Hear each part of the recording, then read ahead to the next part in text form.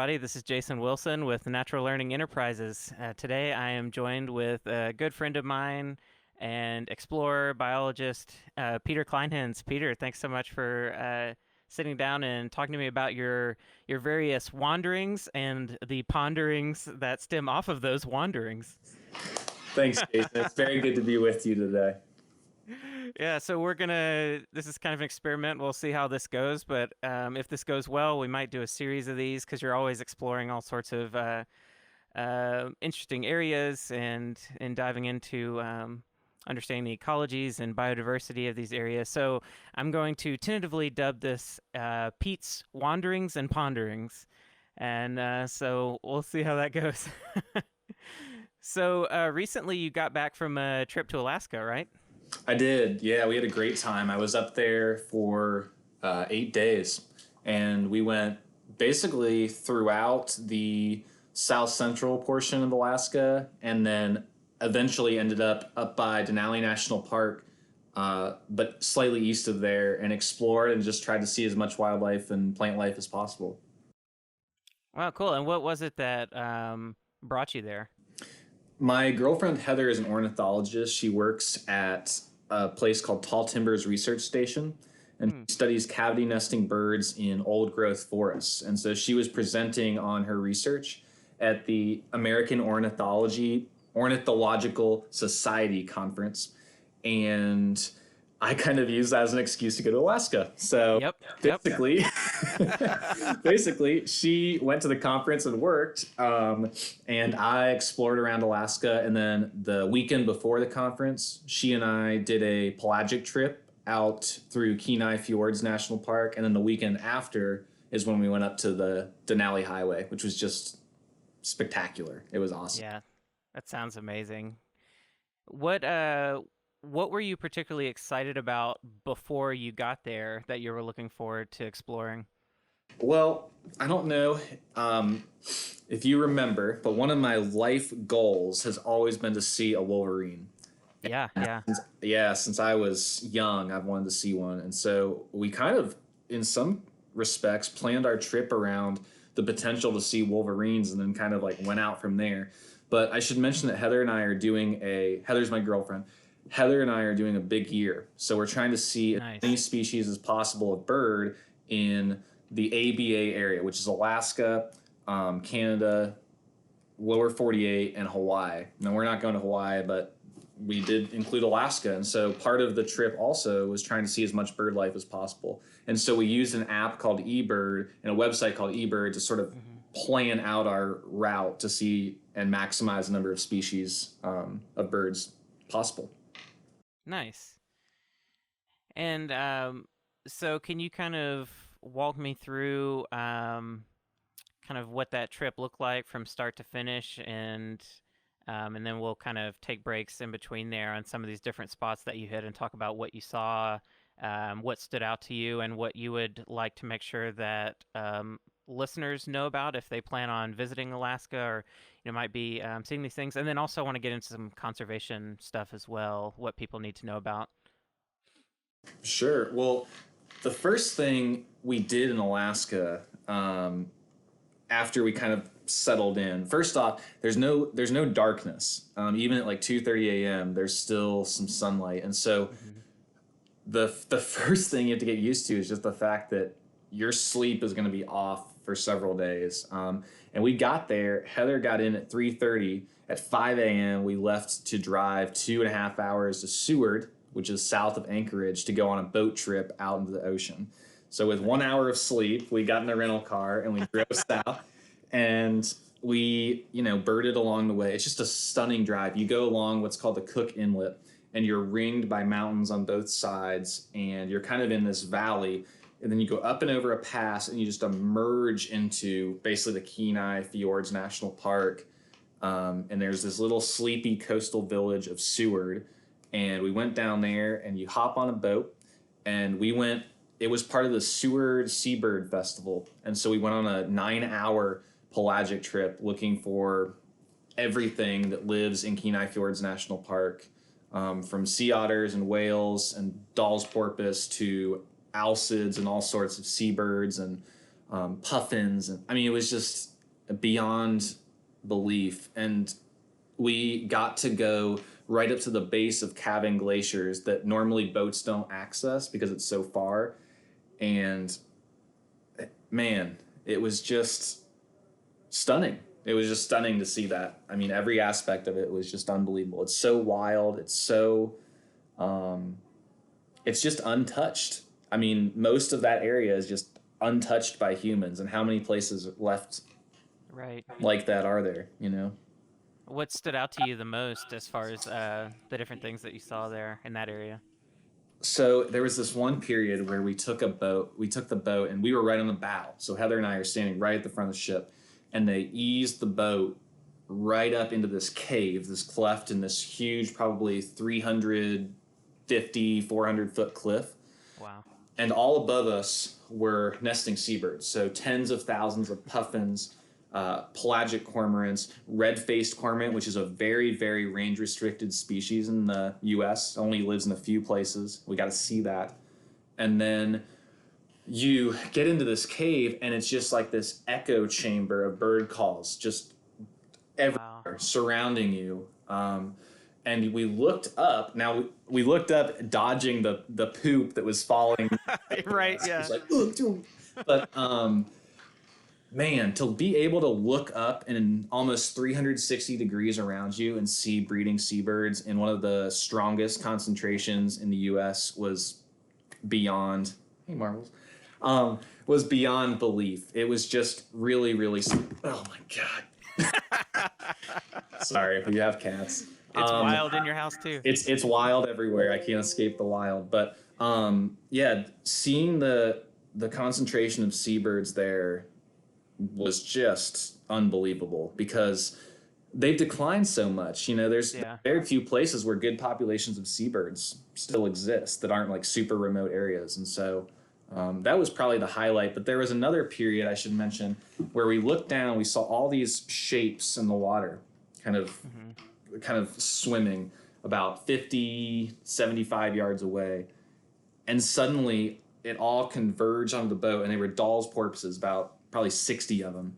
And they came right up under the boat and like Wow. on the boat and swam with us. And I was looking down from the bow at a porpoise on either side swimming right along us. It was just magical. Oh my gosh. Wow. Yeah, it was really cool. And is this area that you went to? I mean, obviously it's protected, but how much of it's protected, and what's some of the work going on there to ensure that that area doesn't kind of get developed or influenced even by surrounding areas, outside of there? What kind of conservation work's going on there? Well, it's interesting because Kenai Fjords National Park is a really unique national park, as many are in Alaska, in that there's very little access. So for the public to access Kenai Fjords National Park, they either drive in to what's called Exit Glacier, which is just outside of Seward. It's like 7 miles outside of Seward, and there's a hiking trail. Or they don't go to the park. Gotcha. Period. They can kayak to it if they really are daring, or they can take these boat tours and see it from the sea. But in terms of actually accessing the park, they really can't do that. And so part of the protection this park has is just its remoteness and its isolation. Yeah. Sometimes if you just keep people away, that's really the best thing you can do management wise to keep that stuff intact. And that's what they do a good job. We were able to see most of the wildlife that inhabits this park without disturbing it in any way. And I think that's kind of like the ideal park scenario if you can achieve it. Yeah. Yeah. It's like a habitat island. Yeah, Basically. exactly. And Yeah. the nice thing about this park is that there's a national wildlife refuge, the Alaska Maritime Islands National Wildlife Refuge includes all of the offshore islands. So you have all that protected, you have all the land protected, and it creates this sort of huge network of conservation. And that's the key thing with conservation, is if you have these isolated fragmented patches, you're never going to be successful at truly conserving long term. Right. To have networks. Well, that's something I learned working with the Audubon Society. Something that they talked a lot about in Mississippi when I was there is that, habitat sanctuaries and parks and all this are good and important, but if they're not connected, then ultimately the end result is not going to be good. It's sort of like just biding time, That's exactly right. and it's why they try to connect with communities a lot. So, getting sidetracked from your Alaska trip for a second, what is the strategy for conservation like here in the United States where everything is accessible? Um, and just for example, something that got a lot of attention this year were the poppy fields in California, and how publicized they got on Instagram, and so many people started Right. coming to Yeah. these fields, going off trail, Yep. carving out new trails. You can see over the course of just this past year all of these new trails that have been made from people that did not stick to the primary trails. So, from your perspective, what's the strategy forward to protecting these ecosystems and the biodiversity that we have in these places, given the limitations that we have, that a lot of these places in the United States are not these islands that are inaccessible to people? Well, there's a couple of strategies with conservation I think work. Um, so often we fall on the idea of educating our way out of the problem. I Yeah. think it goes well beyond that. I think first off, before you institute any sort of conservation action on the ground, you have to get people to care. And I don't think that you do that through strictly education, but I do think you do that through exposure. And so you have to strike this fine balance between getting people to appreciate what's out there and exposing them to it, but doing it in a way where it's somewhat, I don't want to say structured, where it's somewhat, where they have the ethical boundaries around it to know that, Mm, okay, if I do this, it's having this effect. So that, because a lot of people just don't know. If right. they're going to the poppy fields, or if they're going on the tundra, which we saw a lot of in Alaska, walking their dogs and stuff, they may not even know they're having a problem. So first you have to establish that context of like, I'm a part of this whole thing, and doing X causes an impact. So getting people there first is important. And one of the things I think is important to get people there is to engage with habitat locally. So we've talked about like native plants in your backyard, and exploring your local parks and kind of creating that sense of place and that sense Hmm. of care about just your own stuff before you go out and explore further. I think that that's really important. But as far as actually implementing conservation that's going to address those concerns of overuse and everything, is thought out design. A lot of places just put up trails wherever. They allow access to whatever, this waterfall, this cave, this thing, and that's great because people see it, but then it degrades it, and over time you have a situation where people are experiencing a kind of uh, you know a, a replica of what once was there, and that's Right. a problem. That's a big problem. So part of it is instituting, to summarize, part of it's like instituting this appreciation in people through, I guess, like modeling and really taking the time so that they understand what their impact is, and then two, just thought out design so that if people don't know, they can go to a place, see the beauty, appreciate it, and build that, care without destroying it. Because so many places today are being loved to death. There's just not that much Yeah. nature out there. And what is there, people are increasingly interested in, which is great, but they're loving it to death. Well, yeah, that's what I'm seeing on Instagram, with the poppy fields being one example. But there's this, it comes from a good place in that people want to bring attention to nature and different parks and areas around them, and post these pictures, and then people get really excited about that. You have these influencers that all they do is travel around the world and go to these different parks, and then people follow them and recreate these pictures that they've taken. And it's very seldom that the conversation comes up about anything like leave no trace, or Exactly. um, Exactly. understanding that role that you have. There's actually a couple of funny Instagram accounts now that call people out on this. I can't remember the names of them off the top of my head, but they're pretty funny. They'll find people that are posting pictures where they're clearly off trail. They've got dogs, whatever, that aren't on leashes, and they'll just call them out and explain, the effects that they're having and try to make an example of them so it gets into people's consciousness, that like, hey, yeah, it's nice that you're going and taking a pretty picture of this, natural area, but yeah, you're also killing it. At what Um, cost? Yeah. right. Yeah. Yeah. Yeah. Well, and that gets back to what I was saying earlier, Jason, is the fact that you have these influencers and we're in such this image driven society now. Those influencers are getting people out to nature that probably Right. didn't go before. And that's super important. That's something that is really hard to achieve. But I would argue it's their responsibility as influencers, not just to get people out there, but to establish some sort of guideline. I mean, maybe their posts just have a little stock leave no trace thing on them or something. Right. It's to make people aware that there are issues that places Mhm. can be loved to death because it you know getting people out there is like 75%, but once they get there, if they're destroying it, that makes all that 75% useless. So Yep. yeah, I think it honestly falls upon people like those influencers to establish a good baseline, and then it's up to people like us who are conservationists who aren't social media influencers to kind of steer things in the right direction, I think. Yeah, well, that's what I was thinking is maybe that can be a role we can play at some point in the future of trying to present some very simplified content to people on social media networks and everything that says, hey, if you're going to be going to these places and encouraging people to travel and visit these places, that's awesome. But will you please post this, block of content that explains how to respect that area and everything? And maybe that can have some impact. I think it can. And the more positive, it's funny that people are doing the sort of shaming. And honestly, I am guilty of that a lot. I'm definitely guilty of shaming people. But, a much more effective approach is, taking the time to understand that so many people have a lot of them just don't have experience. How, Hmm.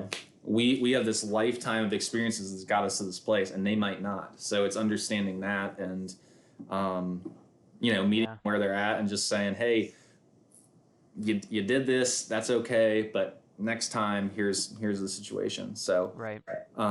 it's hard though. It's hard. I mean, so many places there isn't really a lot of wiggle room. It's like once a few Right. people go off trail in the tundra, it's ruined. I mean, Hmm. so it's like, yeah, it's a very tough problem to solve, and I don't really have a great like this is the solution. Well, yeah, I don't think there is a quick solid solution. It's something that there are going to be degradation effects that are just inevitably going to play out over time as we try to improve our relationship with the land and all of the organisms that are part of these networks. And so, it just comes down to trying to make that sort of devastation as little as possible, and as slow as possible. But going back to Alaska, what did you guys do after that experience? Yeah, good. So what's interesting about Seward is it's the very very very northern edge of the temperate rainforest. So we had Oh, species like chestnut-backed chickadee and varied thrush and rufous hummingbird that live literally nowhere north. And so, but we need yeah. that for our year, and so we saw a lot of that stuff. We explored some gorgeous temperate rainforests, which is such a unique ecosystem. And then we kind of went back to Anchorage, set up shop there. I did some hiking of my own, and Heather and I would kind of explore in the afternoons. But then the Hmm. following week, that's when we took off to the Denali Highway, and that was a whole other adventure, which was just Yeah. the scenery I saw along that. Heather and I commented multiple times. It was like being in a fairy tale. It was like I don't think Hmm. what I'm seeing is real, but it is real. It's crazy. It's really cool. Yeah. Well, what were some of the highlights of that in Denali that some of the organisms that you saw, and obviously you're talking about the surroundings, and I assume, do you have any of these pictures posted on some of your online accounts, Flickr and all of that? Well, it's funny you mentioned that. Part of my wild wanderings take me away from the cats that we have here at home. And when we do that, sometimes the cats have accidents, like peeing on Yes. laptops that prevent the thorough uploading of photos. So no, Jason, I don't have all those photos uploaded, but they exist, and yeah, I was able to take a lot of good photos. Heather's a phenomenal photographer of especially birds, and so she's got all kinds of cool stuff. And we do have a website. So Oh, nice. we're kind of catching up, but we have a website to track our big year progress called birdsandbrews.wixsite.com/website. It's a complicated thing to remember, but basically Birds and Brews. That's kind of what we're doing. But Birds and brews. I like that. Yeah. yeah, we do have some stuff posted, and it's just hard to capture though with Denali. I mean, some of the things we saw, we didn't get photos of. We had a golden eagle soar right over our heads on our first overlook. We saw an Arctic warbler, which is the only old world warbler found in North America. Wow. So this is a bird that, is very, very close. It's extremely closely related to warblers you'd find in northern Siberia and North Korea and Kamchatka, and places like that. And here it is right in front of us, calling its little heart out in the tundra. And seeing something like that was just, I mean, whether you're into birds or not, that's like a really, really crazy thing to see. Because, you stop and think about it, and some of these species, they're calling in places where the landscape looks identical to what it did 9,000 years ago, when mammoths and mastodons were walking around. And you're thinking, wow, this bird, this same species of bird was calling just like this right here with musk ox and mammoths and all that stuff walking by. You can almost imagine it. You can. You really can. You can look out and you're like, oh, wow, I'm in the ice age right now. It's just, you look out, Jason, and there's no impact of humans. There's no cell phone towers. There's no roads. There's no garbage anywhere.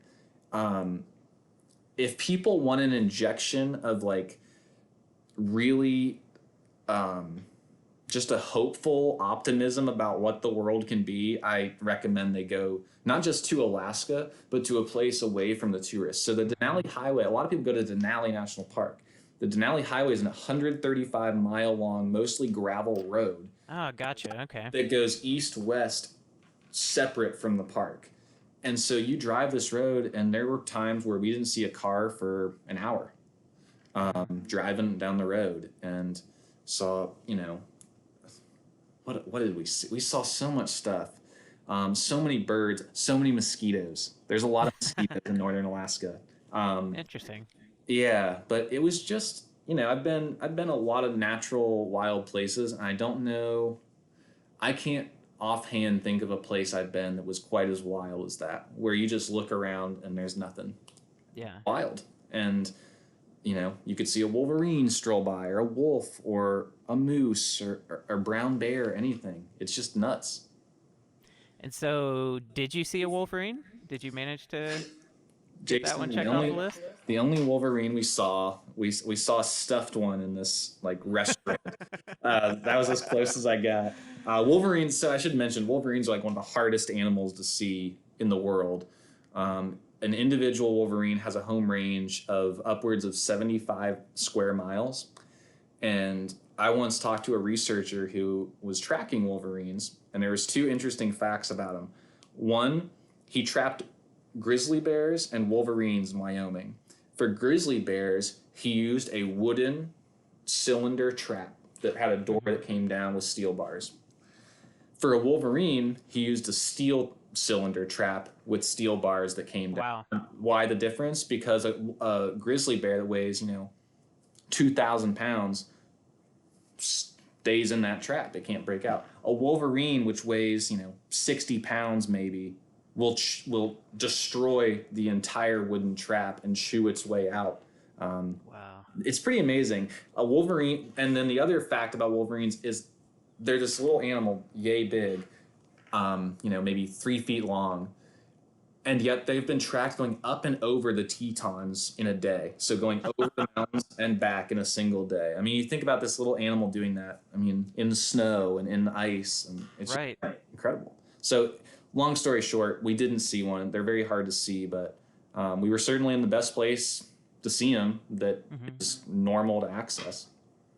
And what's the sort of status of Wolverines? What are their populations looking like? Great question. Unfortunately, wolverines are declining, and the reason for their decline has been attributed mostly to climate change. They're a species that, especially in the summertime, need snow. They need snow. They like to stay cool. They have a very thick coat, which is one of the reasons they used to Hmm. be trapped so heavily. But they like being up high. So in the wintertime they'll come down a little bit lower, but in the summer they stay way up where you see the snow still on like the tops of the Hmm. mountains. That's where wolverines hang out. And as climate change has been occurring, I mean, for example, it was 90 degrees when we were in Alaska. 90 degrees Oh, in Alaska. And so that's melting the snow higher, higher, higher. yeah. Less and less and less room for wolverines to live.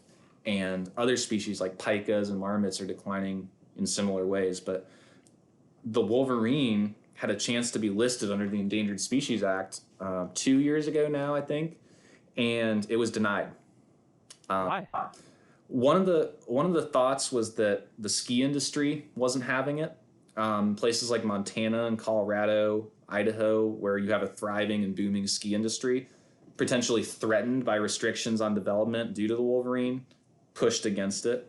You had a lot of ranchers and like-minded folks out west who didn't want another listed species potentially occurring on their land, especially one that ranges as far as a wolverine. I mean, that wolverine ends up on their land. Mm-hmm. Drastically changes what you can do. It does. It could change what you do, and Yeah. there was just a lot of resistance. And I think any biologist who knows anything about wolverines knows it was justified to list them, but they didn't get listed, and it's a shame because they're a species that is one of the most remarkable, ferocious, intelligent species that lives in the United States, unanimously known to be declining, and here it's unprotected. I could set a trap tomorrow in Montana and go out and trap one Wow. by the leg, a leg hold. Yeah. And how that's still okay is, Well, and what's going to be the consequence if we geez. lose our Wolverine populations? What do they eat, and what eats them, and what kind of effects do they have on their ecosystems that are going to change? Any loss of a species is tragic, as you know. Yeah. But especially large predators, top of the food chain animals, their loss is exponentially greater in terms of its impact on the ecosystem. What's unique about wolverines, which makes them even more valuable and more precious and more terrible if we were to lose them, is the fact that wolverines are predators, but they're also scavengers. They serve both roles about equally. So you have a species that is nature's garbage disposal of these huge carcasses, these elk, these caribou, these moose, and to the point where they'll actually chase off grizzly bears from kills. Oh, wow. Again, a species that is 3 feet long, Yeah. a grizzly bear away from something it killed or it's eating is insane. Um, but then they also they predate other animals, and so you know all those species, their populations can increase, and they eat plants, and then there's less plants for other animals to eat, and less birds, like that Arctic warbler I mentioned before. And it's all connected. Everything is connected. It's one big system, and you lose an integral part of that system, like a wolverine, and everything else just starts to kind of crumble. And so, to me, a wild species like a wolverine or a timber rattlesnake, or these species that epitomize wild, you lose them and you lose wild. You lose nature, really. Yeah. And so, and then there's just the fact that Wolverine is a badass animal. Like, Right. Yeah. Exactly. bottom line, like no one Above wants to all lose else. Wolverine. Yeah, above all else, it's a cool animal, and we shouldn't lose it. So, yeah, it's interesting, and I think trips like the one we took to Alaska kind of illustrate those things, because you can think, oh, it would be a bummer if we lost a Wolverine, but whatever. But then you see it up close and you see the impact that loss would have, and it makes you feel it more, and you really want to do something about it. Um, Well, and I think something that gets overlooked a lot in the conversation is when you do lose a species like that, that is keeping a lot of things under control. Um, the energy resources needed to then compensate for that are incredible as far as needing to maintain the organisms that then start to really go crazy in their populations because they're not being kept in check, that are herbivorous and wiping out plant populations. You inevitably start losing all sorts of interesting native plants, a lot of times rare or uncommon plants, which, by the way, on the topic of plants, we don't know hardly anything about plants, as particularly from my perspective, like the biochemistry of plants, what they're actually doing in their environments besides just being food. They have all of these complex interactions. They emit chemical compounds that are literally influencing the behavior of animals around. Not to mention the fact that so many of our medicines and everything come from different plants. And so part of this cascade of effects is needing to make sure that once that big predator is gone, that we don't start losing all of this plant biodiversity that could be enormously valuable. I think the stat is that we've really deeply researched about 6% of plant species in existence, if um, that. if that, yeah. And so then there's this huge resource need to start to try to conserve those things, try to control other populations, putting in all of this extra energy that before was handled by this population of a single organism naturally in just the way that it's adapted to do things. Um, I've got a perfect example, Jason, of exactly what you just talked about. In Hawaii, there are species now of plants that were thought extinct, and they're growing on the edges of cliffs. To access these plants, the only reason that plants exist is because they're growing on the edges of cliffs. yeah, Okay, to access the plants to survey them, you must rappel down the cliff, 100, 200 feet, dangling from a rope. Naturally, these plants were pollinated by the native honey creepers of Hawaii. Hawaii has lost more of its native species than any other place on Earth. Any. I didn't realize that. Wow. Oh yeah, and their bird fauna is just been devastated. Now there's no honey creepers to pollinate this certain species of plant. People have to rappel down and individually pollinate these plants. Now, how sustainable is that long term? Right. We could have just protected this bird, like you just said, and nature took care of itself. And here we are now, kind of, and how much does that cost? That's the Right. other thing. How much does that cost? Is it more cost effective to protect the species in the first place so the system's intact? Or is it better to not so worry about that and then after the fact have to Hmm. rappel off a cliff and hand pollinate a plant? Right. Those are the types of questions that I think are important to think about as conservationists and as just a citizen of the United States, because me and you are paying for all that stuff. Right. That should be a cause of concern for people. I mean, people care about education and healthcare and all those things. I think the environment should be right there with those. Well, and the discussion about the environment gets so ridiculously simplified in all the political discussion that they never really ask the hard questions or the really deep questions. Even what we just talked about, I've never heard a politician really bring that up of like, oh, but think about the resources that we're going to have to spend to maintain X, Y, or Z if we don't protect this thing, and just tracing out these cascade of effects. So often the discussion is just about how rare something is, that it should be protected, and and then people seeing like how that protection is going to restrict their freedoms or their ability to engage with the land the way they want to, and just the discussion doesn't go very deep.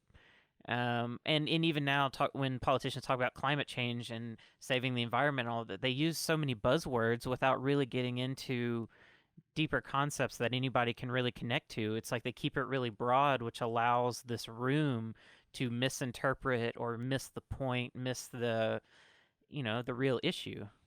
That's such a great point, Jason. And um, you're right. And that more often than not, that's exactly what's happening. I will give one example of that not happening with politicians. And believe it or not, I might blow your mind. We have this idea that to be an environmentally minded politician, you must be a Democrat.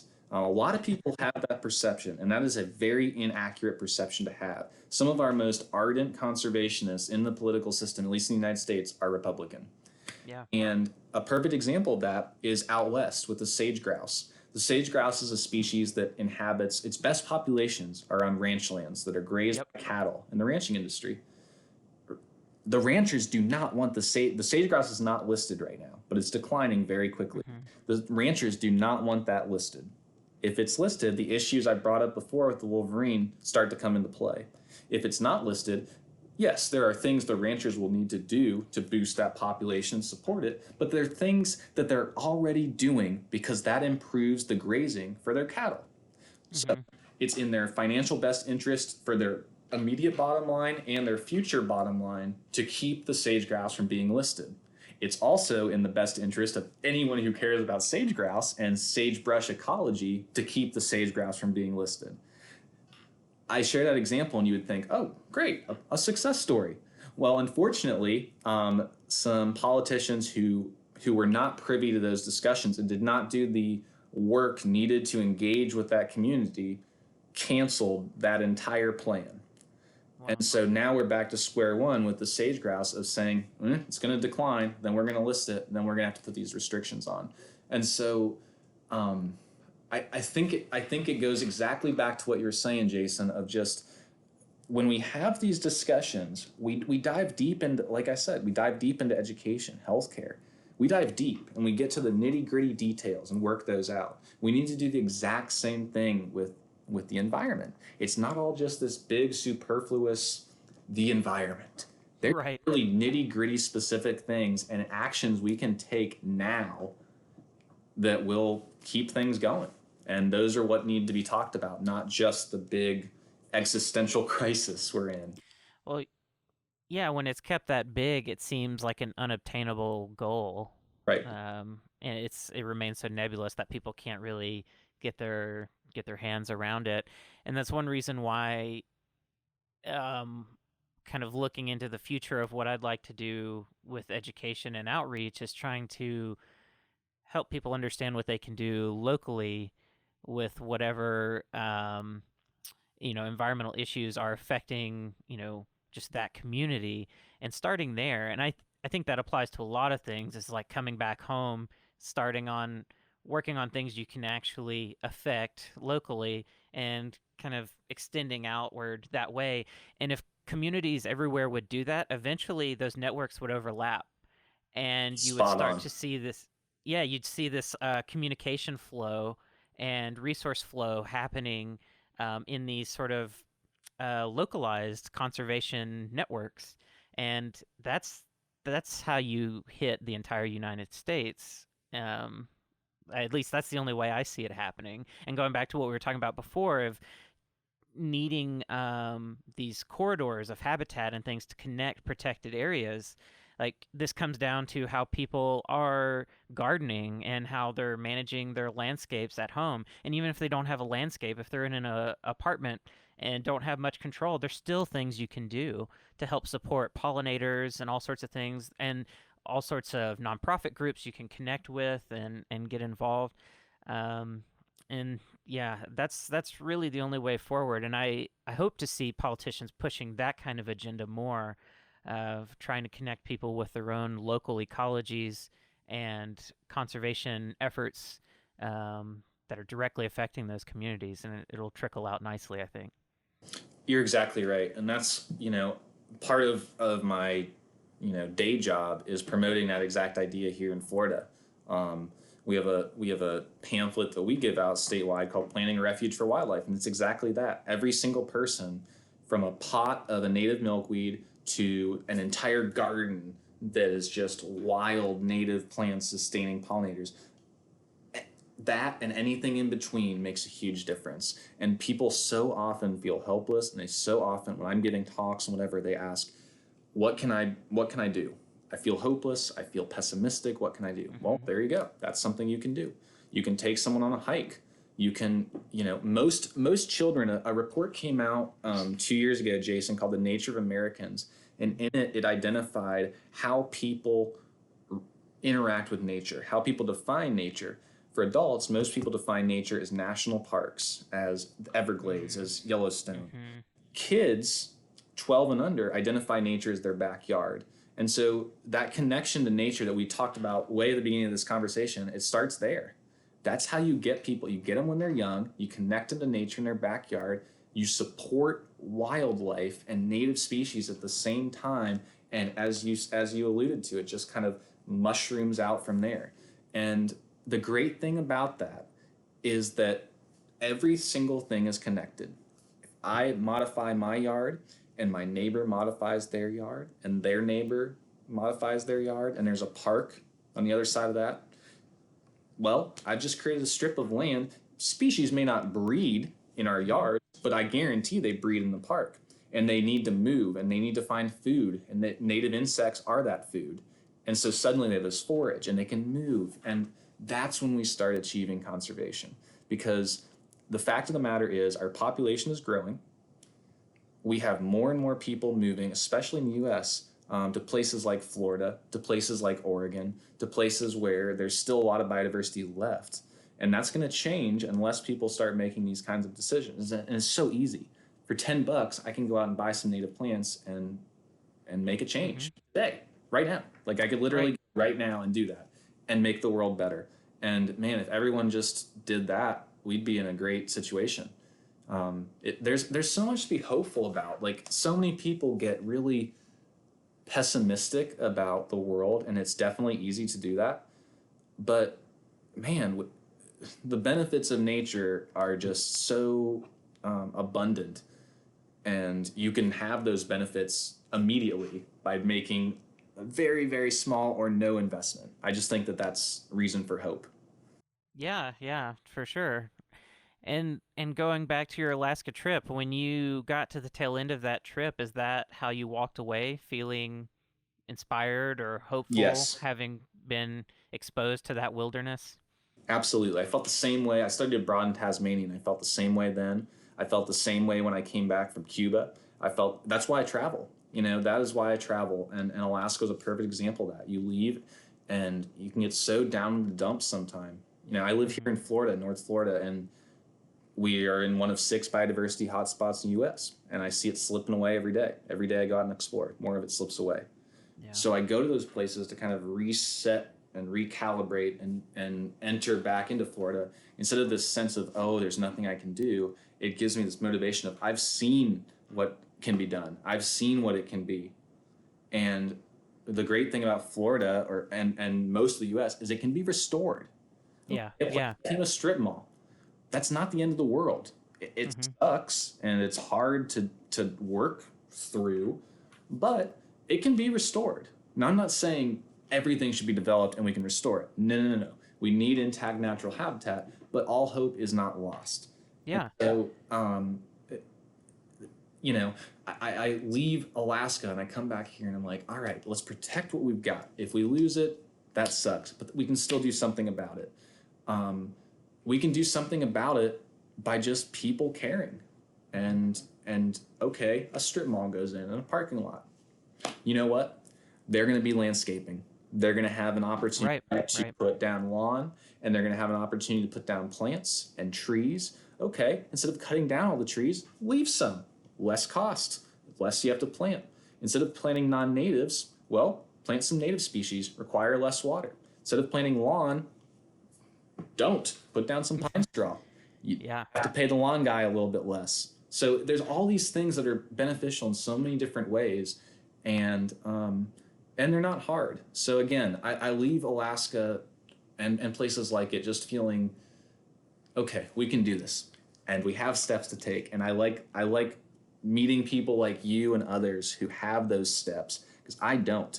And so I gather information. I just my role in life is to spread that information. Yeah.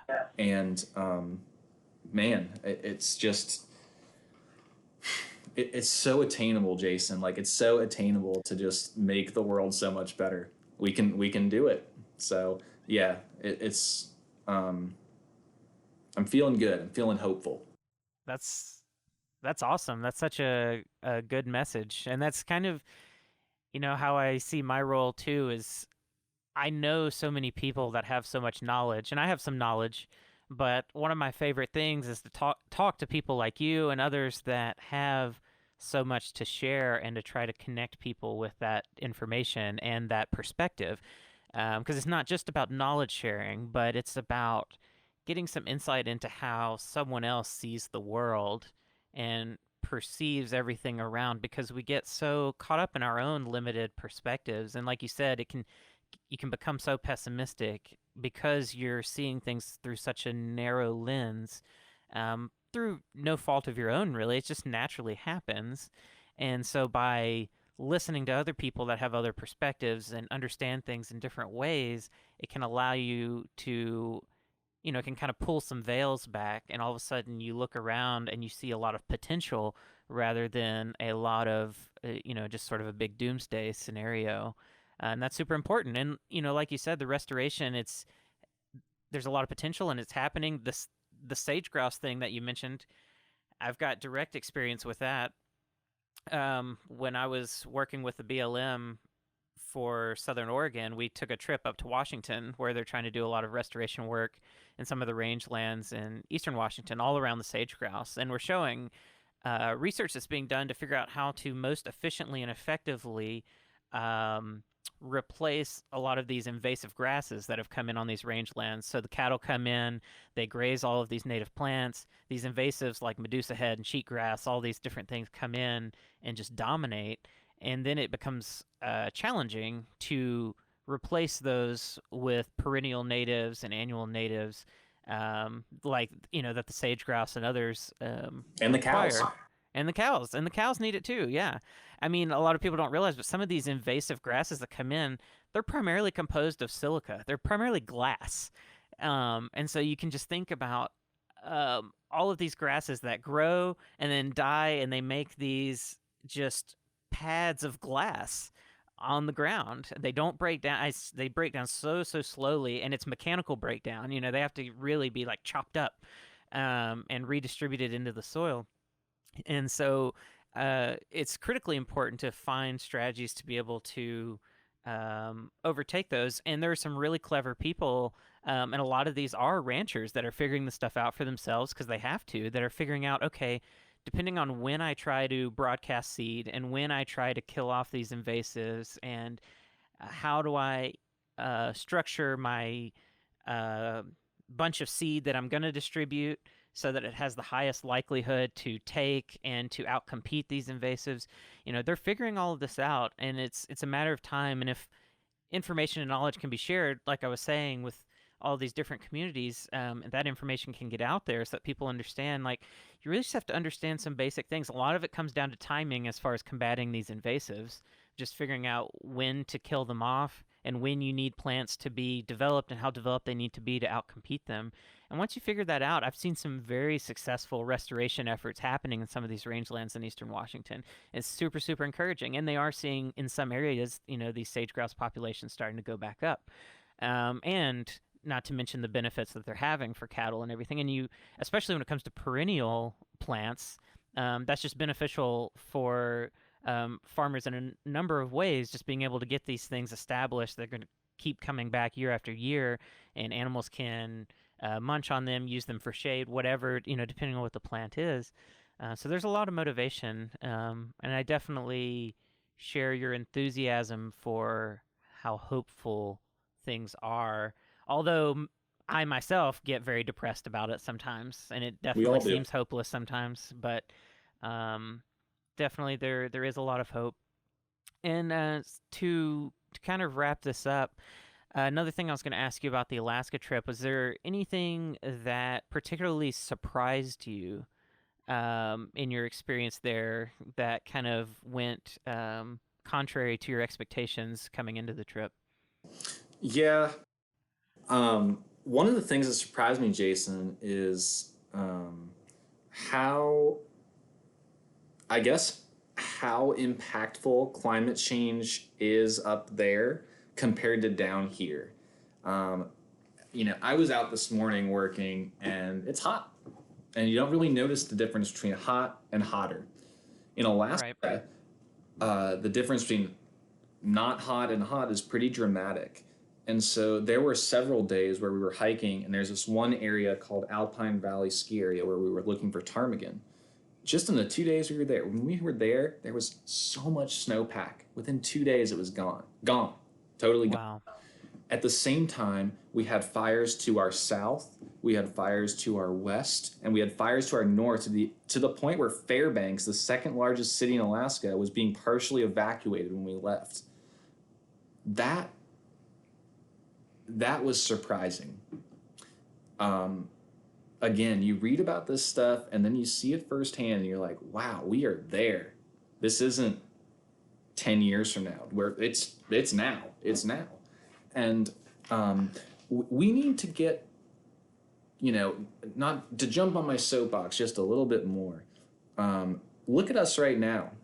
We are communicating from coast to coast online. This was impossible a decade ago. Okay? Well, we can solve this stuff if we're smart. We have the ability to do this. We have the ability to log our sightings of species internationally on iNaturalist that anyone can do and glean that data. We can log our bird sighting as an eBird. We have this really unique technology. Let's start using it, and if we do, those surprises, those things that catch us off guard, this dramatic climate change, um, you know, all the disasters that seem to be happening around us, we can actually solve them. And like we're doing right now, Jason, sharing that information, I think is so important. And so it's nice to, yeah, it's nice to like have this outlet, because you and I and others, we do go on these trips and we do learn these things. We do have these experiences. But sometimes, like me, until now, I was keeping all this stuff close to my chest, just kind of talking about it with Heather and just kind of um, self-reflecting. That doesn't do anyone any good. So let's get the word out and let's share these things. And if we do, then we can glean those lessons and apply them. Totally. Yeah, and it'll inspire other conversations that perhaps you and I can't even think about, Right. as other people with totally different perspectives, Right. listen in on this and weigh in and everything. So yeah, we'll see how it all goes. I'm excited to contribute to that Yeah. spread, Yeah. for Me sure. too. Me too. Yeah. Okay, well, let's spend just a couple of minutes. Tell people some of the work that you're doing. I know you have several different projects going on. You're involved in the Audubon Society there in Florida. You've got Wild Wanderings, all sorts of different things. So just take a couple minutes and plug yourself and all of the different things you have going on, and Heather too, Sure. and Yeah. all the things that you guys are working on. Yeah, well, just personally, I work as an interpretive writer for the Florida Fish and Wildlife Conservation Commission, and that's my day job. I'm also president of Appalachia Audubon Society, and we're doing some really cool work around restoring, just like what I was talking about, restoring a urban retention pond Oh, to turn it. Believe it or not, this urban retention pond has the fourth highest species diversity of birds in Leon County, which is the county that Tallahassee sits in. And we're boosting that. We're planting native plants. We're taking out trash. We're taking out invasive, the whole 9 yards.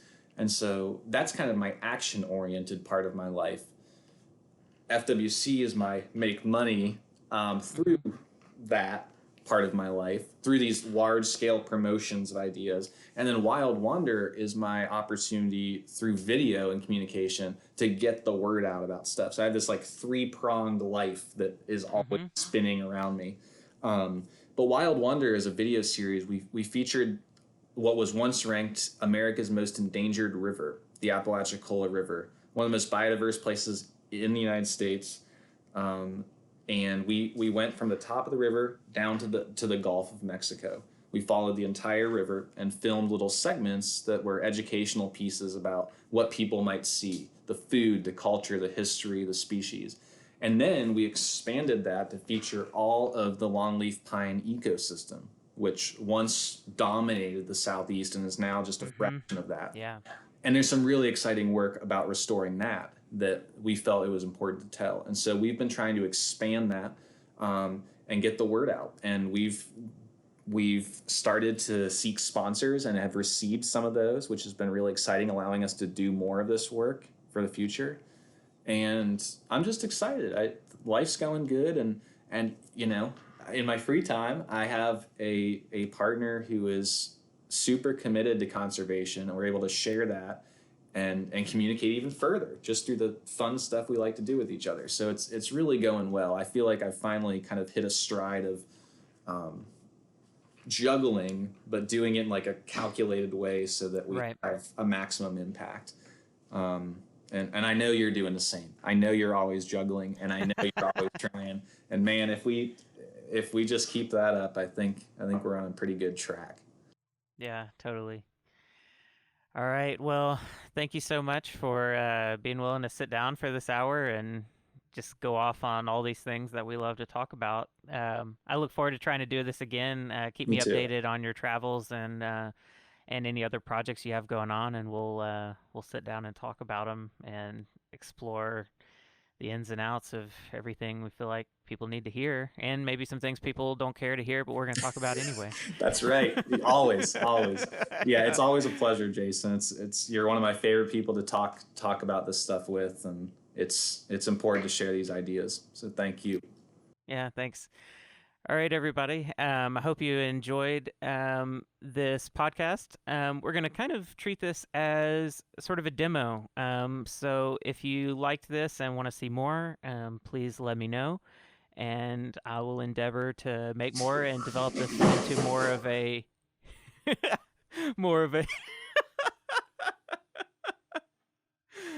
I think disaster just struck off camera. Yeah, the wild wanderings never stop. Exactly. Well, something I like to say to people is you can never really escape the wild, no matter what domestication we do and what sort of artificial environments we produce for ourselves. We're still always in the wild.